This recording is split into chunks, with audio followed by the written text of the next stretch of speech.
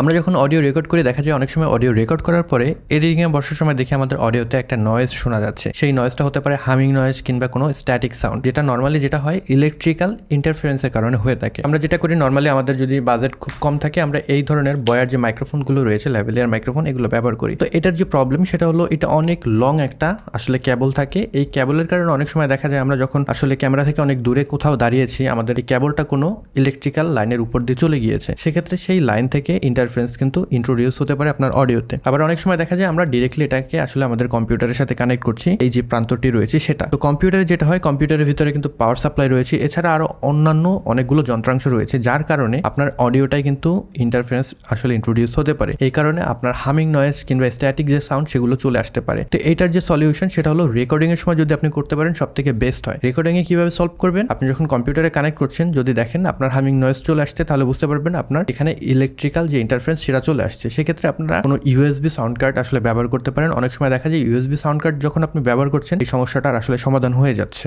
এরপরে যদি সমাধান না হয়ে থাকে সেক্ষেত্রে আপনারা সাউন্ডটাকে কম্পিউটারে রেকর্ড না করে আপনাদের যে মোবাইল ফোন রয়েছে এখানে কোনো অডিও রেকর্ডার ব্যবহার করে আসলে রেকর্ড করে ফেলতে পারেন। সেক্ষেত্রে কিন্তু আপনার হামিং নয়েজ কিংবা স্ট্যাটিক সাউন্ড এটা আসবে না, কারণ এটার সাথে আসলে ডিরেক্টলি কোনো পাওয়ার কেবল আসলে সংযুক্ত নেই, যার কারণে আপনি সেই নয়েজটা থেকে পরিত্রাণ পেতে পারেন। আর যদি আপনি ল্যাপটপ ব্যবহার করে থাকেন যখন প্লাগ ইন করে রাখছেন আপনার ইলেকট্রিসিটির সাথে, সেক্ষেত্রে কিন্তু নয়েজ চলে আসতে পারে। যদি নয়েজ চলে আসে জাস্ট আপনার পাওয়ার কেবলটা প্লাগ আউট করে দেবেন রেকর্ডিং শেষে, দেন অ্যাগেন আপনি পাওয়ার কেবল লাগিয়ে ফেলেন। তো এইভাবে রেকর্ডিং এর সময় কিন্তু আপনি অডিওতে যে ইন্টারফারেন্স আসছে বা যে নয়েজগুলো আসছে সেগুলো কিন্তু আপনি বন্ধ করতে পারেন। তো আপনার ধরলাম রেকর্ডিং এর সময় কিন্তু নয়েজটা চলে আসছে, তো এডিটিং এ আপনি সেটাকে কিভাবে ক্যান্সেল করবেন সেটা আমরা দেখবো প্রিমিয়ার প্রো ব্যবহার করে কিভাবে আমরা করতে পারি। খুবই সহজ একটা পদ্ধতি, এই পদ্ধতিটি ব্যবহার করে আসলে আমরা নয়েজটাকে রিমুভ করব। তো আমাদের নয়েজটাকে আসলে রিমুভ করার জন্য যদি একটু আমি আপনাদেরকে দেখাই, এইখানে আমি একটা ভিডিও নিয়ে নিয়েছি। এই ভিডিওটাতে একটা স্ট্যাটিক সাউন্ড রয়েছে, আমি যদি প্লে দিই তাহলে আপনারা ক্লিয়ারলি শুনতে পারবেন যদি আপনি হেডফোন পরা থাকেন। নর্মাল মোবাইলে কিংবা কম্পিউটারে যদি শুনেন সেক্ষেত্রে নাও বুঝতে পারেন। আমি যদি প্লে দিই, অনেক সময় আমরা যখন অডিও রেকর্ড করি আমাদের অডিও রেকর্ডিং এর সাথে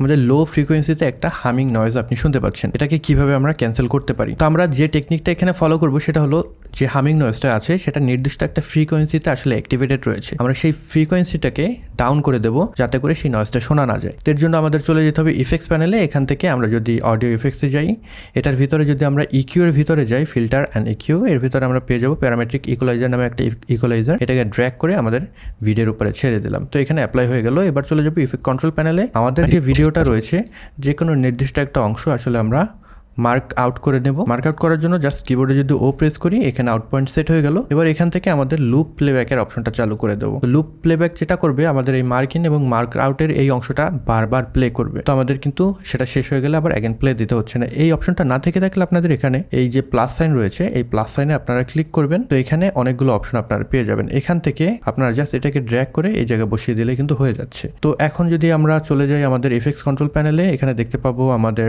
প্যারামেট্রিক ইকুয়ালাইজার অপশনটা চলে আসছে।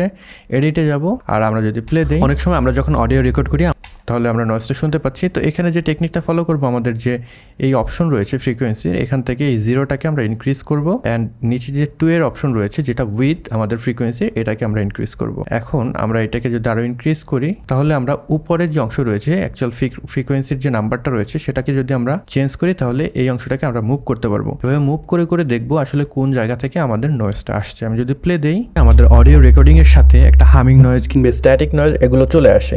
তো আপনি এডিটিং এর সময় সেটাকে কিভাবে রিমুভ করবেন সেই জিনিসটা আজকে আমরা শিখে নেব।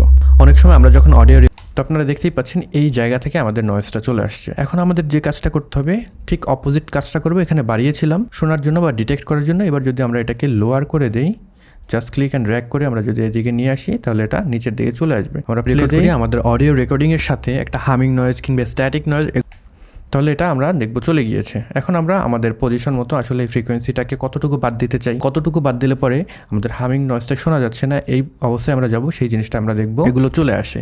তো আপনি এডিটিং এর সময় সেটাকে কিভাবে রিমুভ করবেন সেই জিনিসটা আজকে আমরা শিখে নেব।